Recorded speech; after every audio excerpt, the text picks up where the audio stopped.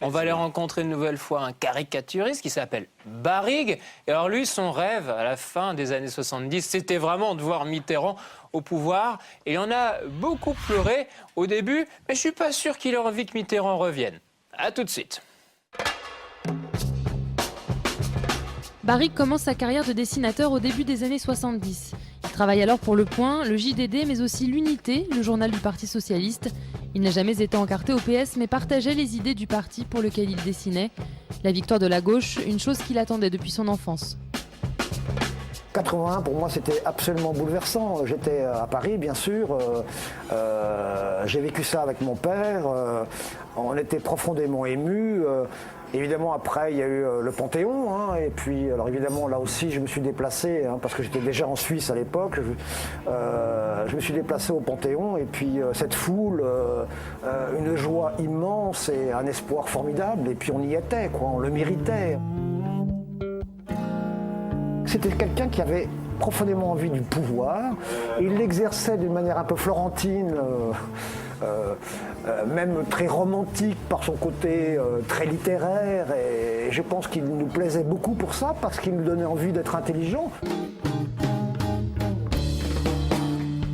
Barrigue a rencontré pour la première fois Mitterrand lorsqu'il était premier secrétaire du PS. Les salariés de l'Unité, le journal du parti, étaient en conflit avec leur direction au sujet des salaires et de la conduite du journal. Le souvenir que j'en ai, c'est qu'on est arrivé un peu en avance, ou lui un petit peu en retard, je ne sais pas. Et on était, je ne sais pas, une quinzaine autour d'une grande table, et puis François Mitterrand est arrivé. Et c'est incroyable l'impression que ça a donné, c'est-à-dire que tout le monde s'est figé. Il y a comme un espace-temps qui s'est arrêté. Il a imposé un espèce de silence respectueux. Voilà, je crois que c'était une bête de communication et de mise en scène. Et je me souviens très bien de cette espèce de froid, mais de froid chaleureux. J'entendais des respects immenses et je crois qu'après on a quand même pu obtenir 2-3 petites choses, mais pas plus. La période qu'a préféré dessiner Barrigue, c'est celle de 74 à 81, à l'époque où Mitterrand cherchait à prendre le pouvoir, une période pleine d'espérance. Ensuite, le dessinateur, comme d'autres, a réalisé que François Mitterrand ne réussirait pas à changer la vie, comme le promettait son slogan de campagne.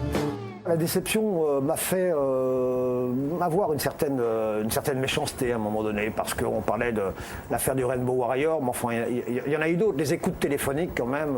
C'est vrai qu'après l'exercice du pouvoir, le premier mandat, le deuxième septennat, bon, on avait envie. Il s'est accroché, sa maladie était cachée, tout ça nous a fait faire peut-être, et m'a fait faire sans doute des dessins.